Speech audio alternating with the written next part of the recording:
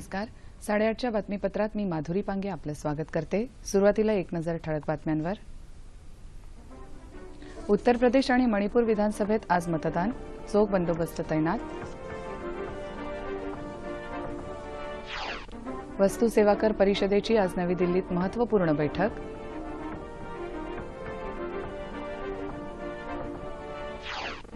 संसदेतही महिलांना आरक्षण मिळावं यासाठी राष्ट्रपती आग्रही. देशाच्या विकासात महिलांचा वाटा मोलाचा असल्याचं प्रतिपादन.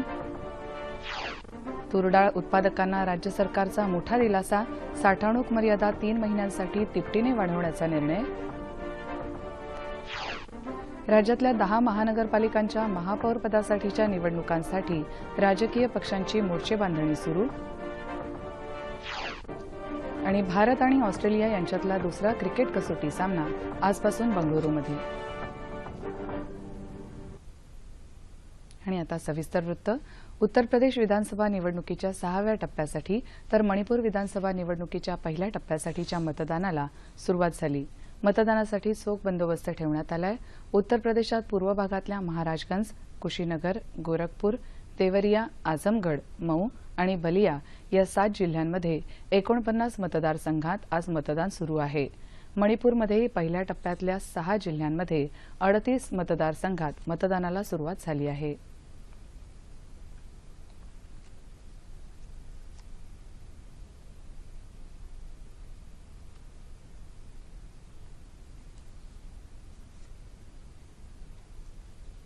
वस्तू आणि सेवा कर परिषदेची आज नवी दिल्लीत महत्त्वपूर्ण बैठक होणार आहे. या बैठकीत वस्तू आणि सेवा कर कायद्याशी संबंधित पूरक विधायक नियमांना अंतिम स्वरूप देण्यासंदर्भात चर्चा केली जाणार आहे. पुढच्या आठवड्यात सुरू होणाऱ्या संसदेच्या अर्थसंकल्पीय अधिवेशनाच्या दुसऱ्या टप्प्यात हे विधेयक मांडलं जाऊ शकेल. या बैठकीत केंद्रीय अर्थमंत्री अरुण जेटली यांच्यासह राज्याचे प्रतिनिधी सहभागी होणार आहेत.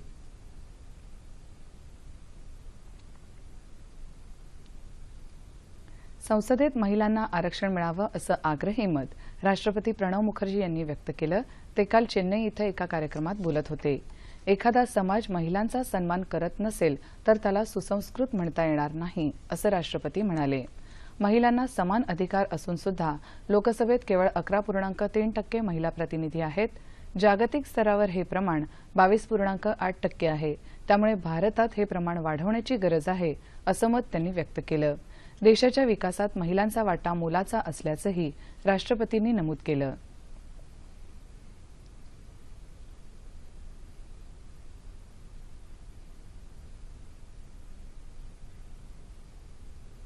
भारताच्या विकास आणि सुरक्षेला बाधा पोहोचवणाऱ्या शक्तींच्या विरोधात महाशक्ती म्हणून उभं राहणं आवश्यक आहे असं मत राष्ट्रपती प्रणव मुखर्जी यांनी व्यक्त केलं.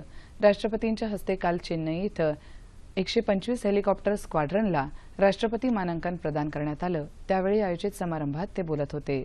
भारत हे जगातलं एक जबाबदार राष्ट्र असून भारताच्या प्रगतीत अडथळा आणण्याच्या दुष्ट हेतूनं प्रेरित विघातक घटकांनी याचं भान ठेवावं असं राष्ट्रपती म्हणाले. देशाच्या सुरक्षेसाठी प्राणपणाला लावणाऱ्या जवानांचं राष्ट्रपतींनी कौतुक केलं. गेल्या वर्षी पठाणकोट इथल्या हवाई दलाच्या तळावर पाकिस्ताननं केलेल्या दहशतवादी हल्ल्यात हवाई दलाच्या हेलिकॉप्टर तुकडीनं अतुलनीय कामगिरी केल्याचं सांगून राष्ट्रपतींनी त्यांचं अभिनंदन केलं. In a closer view to you all. Ladies and gentlemen, aerobatic display is heavily dependent on the really welcome the soldier, the flight commander of the team. The wing commander, Ajay Dasurathi, is a safety observer for today's display. The other pilots of the time include wing commander Vijay Shetty, squadron leader. राज्यात तुरडाळीचे भाव कोसळल्याच्या पार्श्वभूमीवर सध्या लागू असलेली तुरडाळीची साठवणूक मर्यादा पुढच्या 3 महिन्यांसाठी तिपटीनं वाढवण्यात आली आहे. राज्य मंत्रिमंडळाच्या बैठकीत या निर्णयाला काल मान्यता देण्यात आली. मत्स्योत्पादन वाढवण्यासाठी आखलेल्या नीलक्रांती धोरणांतर्गत निश्चित करण्यात आलेल्या 50% अर्थसहाय्याच्या 21 योजना राज्यात राबवायलाही मंत्रिमंडळानं मान्यता दिली. या योजनांमध्ये मत्स्यसंवर्धनासाठी नवी तळी, मत्स्यबीज निर्मिती केंद्र, जाळी, सागरी क्षेत्रासाठी पिंजरा उभारणी, शीतगृह, मच्छीमारांसाठी घरकुलं अशा योजनांचा समावेश आहे. धान्य साठवणुकीसाठी सार्वजनिक खासगी सहभागातून भाडेतत्वावर गोदामं घ्यायलाही राज्य मंत्रिमंडळानं मंजुरी दिली. गडचिरोली, गोंदिया, नागपूर, पालघर आणि ठाणे या 5 जिल्ह्यांमध्ये 49 ठिकाणी आदिवासी विकास महामंडळ गोदामं भाडेतत्वावर घेणार आहे. तंत्रकुशल युवकांना अधिक संधी उपलब्ध करून देण्याकरता शिकाऊ उमेदवारी अधिनियमात सुधारणा करण्यासाठी प्रारूप विधेयकाच्या मसुद्याला मंत्रिमंडळानं काल मान्यता दिली। येत्या अर्थसंकल्पीय अधिवेशनात याबाबतचे विधेयक मांडलं जाणार आहे। शिकाऊ उमेदवारी कायदा 1961 मध्ये मोठ्या प्रमाणात सुधारणा करणारं महाराष्ट्र हे देशातलं पहिलं राज्य आहे। मुंबई गोवा महामार्गाच्या चौपदरीकरणाचं आतापर्यंत पहिल्या टप्प्याचं 47% काम पूर्ण झालंय। या प्रकल्पासाठी 20,000 कोटी रुपये इतका खर्च अपेक्षित असून पुढच्या वर्षी डिसेंबर महिन्याअखेर तो पूर्ण होईल, असं केंद्रीय रस्ते वाहतूक आणि महामार्ग मंत्री नितीन गडकरी यांनी सांगितलं। या महामार्गाच्या चौपदरीकरणाच्या कामाची पाहणी केल्यानंतर ते काल रायगडमध्ये पत्रकारांशी बोलत होते। या महामार्गाच्या दुतर्फा आणि मध्यभागी मोठ्या प्रमाणावर वृक्ष लागवड केली जाणार आहे। त्यासाठी प्रकल्पाच्या एकूण खर्चाच्या 1% इतकी रक्कम खर्च केली जाईल, असंही गडकरी यांनी सांगितलं। सावित्री पुलाच्या कामाबाबत समाधानी असल्याचंही ते म्हणाले।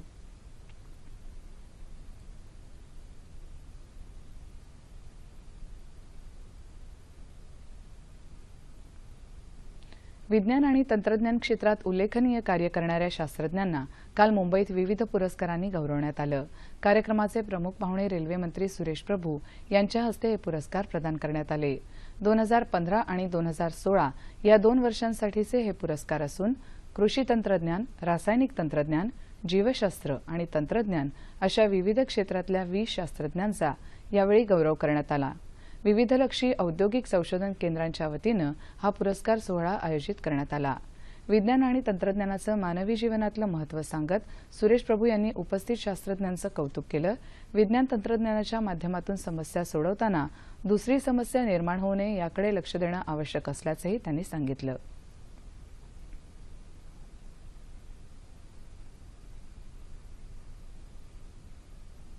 राज्यातल्या 10 महानगरपालिका निवडणुकांनंतर आता महापौर निवडीबाबत उत्सुकता निर्माण झाली आहे। राजकीय पक्षांनीही महापौर पदासाठी मोठ्या प्रमाणावर मोर्चे बांधणी सुरू केली आहे। ठाण्यात येत्या सोमवारी महापौर पदाची निवडणूक होणार असून त्यासाठी शिवसेना आणि भाजपनं मोर्चे बांधणी केली आहे। मुंबईत महापौर पदाची निवडणूक 8 मार्चला होणार असून अर्ज दाखल करण्याची आजची शेवटची तारीख आहे। आपलाच महापौर निवडून यावा यासाठी शिवसेना आणि भाजपा दोन्ही पक्ष प्रयत्नशील आहेत। नाशिकमध्ये महापौर पदाची निवडणूक 14 मार्चला आहे। निवडणुकीसाठी उमेदवारी अर्ज भरण्याची प्रक्रिया कालपासून सुरू झाली असून उमेदवारी अर्ज भरण्याची अंतिम मुदत 9 मार्चपर्यंत आहे। नाशिक महानगरपालिकेत 122 पैकी 66 जागा मिळवून भाजपा सर्वात मोठा पक्ष ठरलाय। महापौरपद अनुसूचित जमातीसाठी राखीव आहे।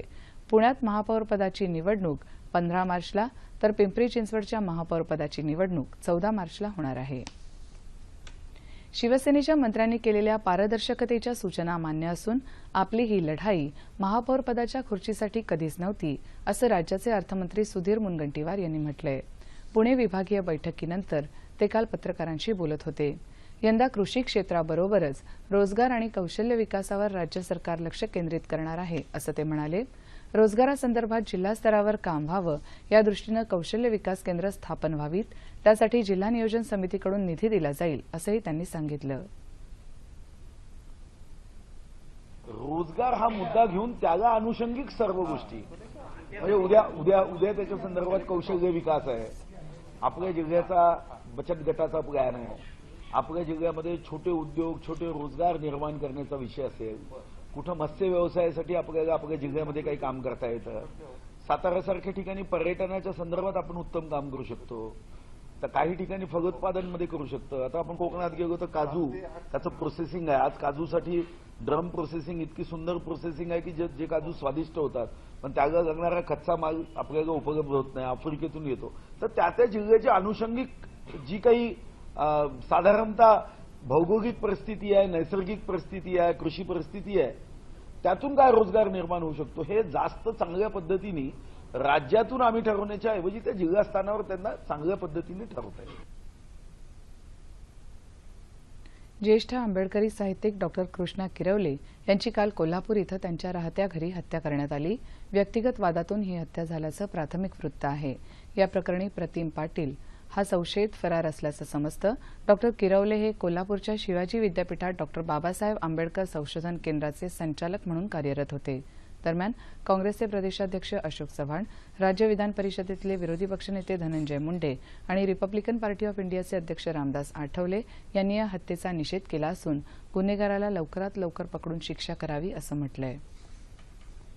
ठाणे जिल्ह्यात भिवंडीत धामणकर नाका परिसरातल्या मोदी डाईंगला काल भीषण आग लागली होती.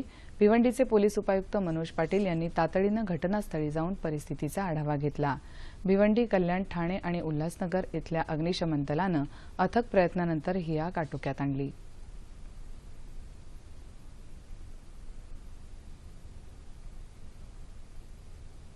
सध्या बीटी बियाण्याबाबत अनेक शेतकऱ्यांच्या मनात विविध प्रश्न आहेत. या बियाण्यांमुळे पर्यावरणाला धोका नाही, उलट त्यामुळे उत्पादकता वाढते, असं मत शेतकरी नेते अजित नरदे यांनी काल पुण्यात व्यक्त केलं. वनराईच्या वतीनं आयोजित वैचारिक द्वंद्व या कार्यक्रमात ते बोलत होते. पर्यावरणपूरक तंत्रज्ञानाच्या माध्यमातून शेती केली तर देशातला शेतकरी अधिक सक्षम होईल आणि तरुणही मोठ्या संख्येनं शेतीकडे वळतील, असा विश्वास अनेक मान्यवरांनी या कार्यक्रमात व्यक्त केला.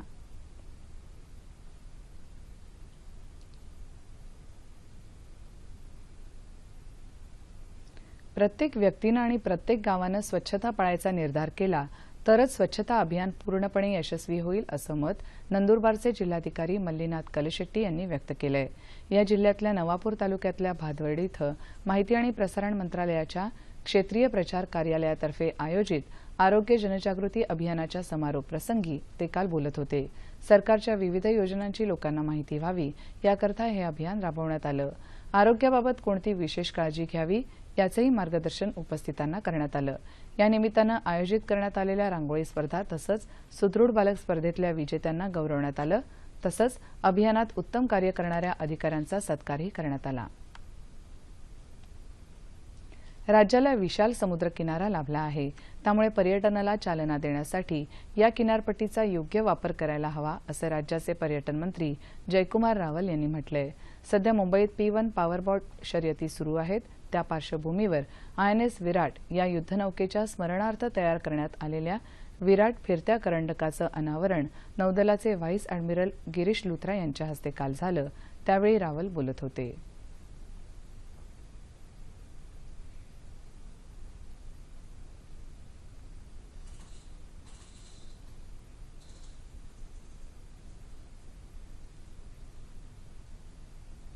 भारत आणि ऑस्ट्रेलिया यांच्यातला दुसरा क्रिकेट कसोटी सामना आजपासून बंगळुरू इथं सुरू होत आहे. ऑस्ट्रेलियानं या मालिकेतला पहिला सामना जिंकून 1-0 अशी आघाडी घेतली आहे. पुण्यात झालेल्या पहिल्या सामन्यात भारतीय संघ लाजिरवाण्या स्थितीत पराभूत झाला होता. आपला संघ पुन्हा कधीही अशा प्रकारची खराब कामगिरी करणार नाही, असा विश्वास बंगळुरू कसोटीच्या आधी भारतीय कर्णधार विराट कोहली यानं व्यक्त केलाय. दुसरीकडे पहिला सामना मोठ्या फरकानं जिंकल्यानं ऑस्ट्रेलियाच्या संघाचं मनोधैर्यही उंचावलेलं आहे. हवामान. राज्यात विदर्भ, कोकण, मध्य महाराष्ट्र आणि मराठवाड्यात काही भागात किमान तापमानात वाढ दिसून आली. येत्या 24 तासात संपूर्ण राज्याचं हवामान कोरडं राहील, असा अंदाज हवामान विभागानं वर्तवला आहे. ठळक बातम्या पुन्हा एकदा. उत्तर प्रदेश आणि मणिपूर विधानसभेसाठी मतदानाला सुरुवात. चोख बंदोबस्त तैनात. वस्तू सेवा कर परिषदेची आज नवी दिल्लीत महत्त्वपूर्ण बैठक.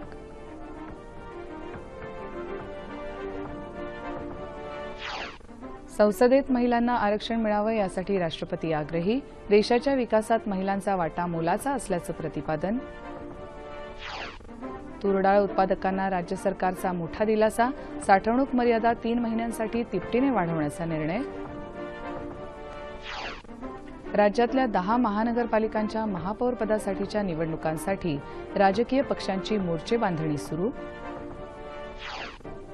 आणि भारत आणि ऑस्ट्रेलिया यांच्यातला दुसरा क्रिकेट कसोटी सामना आजपासून बंगळुरूमध्ये. याबरोबरच हे बातमीपत्र संपलं. पुन्हा भेटूया 11:30 वाजता आपल्या सह्याद्री वाहिनीवर. नमस्कार.